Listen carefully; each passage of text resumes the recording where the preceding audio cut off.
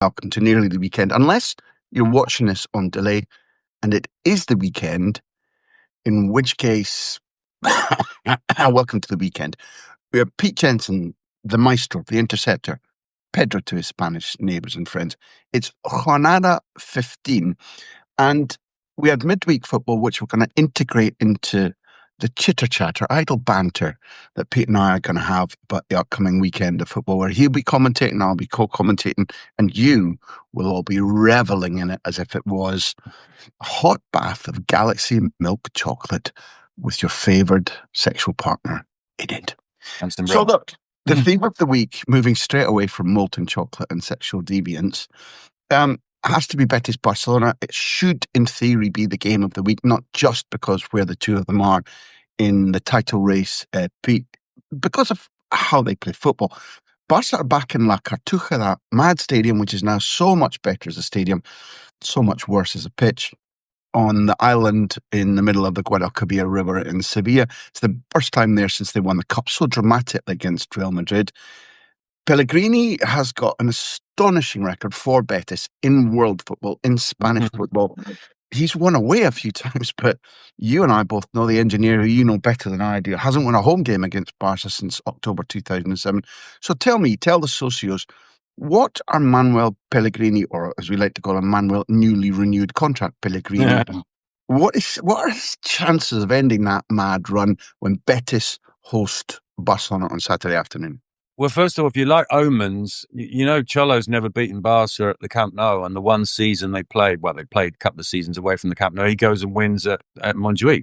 Aha! So, they're away from the Benito Villamarin, so maybe it's time to break that terrible run. Betis under Pellegrini has become like a home for broken footballers, isn't it?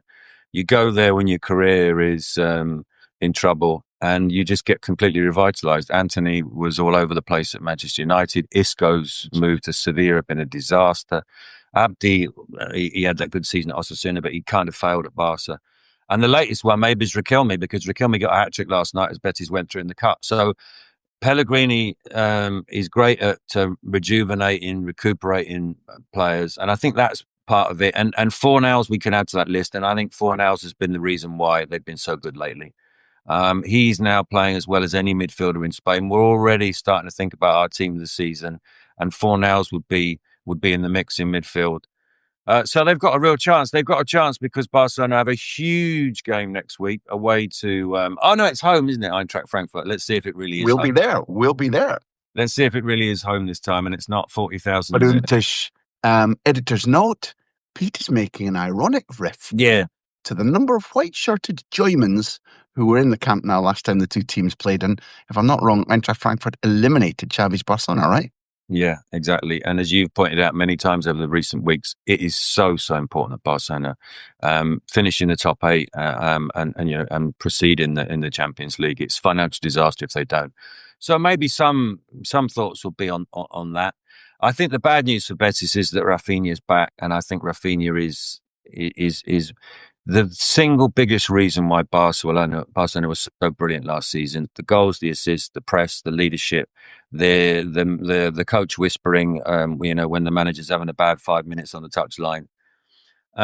So it's going to be difficult. I think the timing is good because of the game on Tuesday.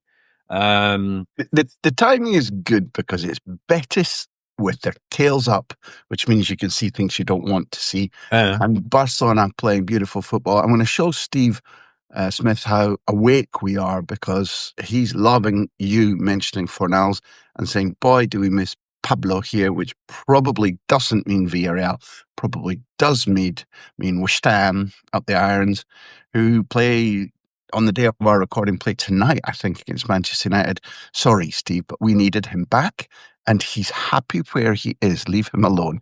Well, presumably Steve doesn't miss Pellegrini, who strangely it's the one club where it just never seemed to happen for him.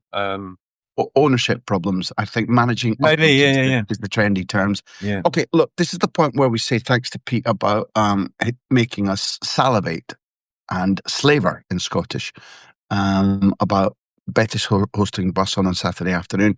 And this is the point where producer Jack gets to cut this out, where I say, it's coming up to Christmas. Please gift a subscription of £3.99 a month or a 30 quid Christmas present to somebody you love or even somebody you really don't like. Gift them a subscription to Revista de la Liga. It's very simple to do, and we need your support. We can't carry on beyond next July if people don't support us financially. I mean, I'll look at Pete and Jamie and I and producer Jack put a lot of effort into taking time out from our freelance careers to bring this to you. It's a labour of love. We hugely enjoy it.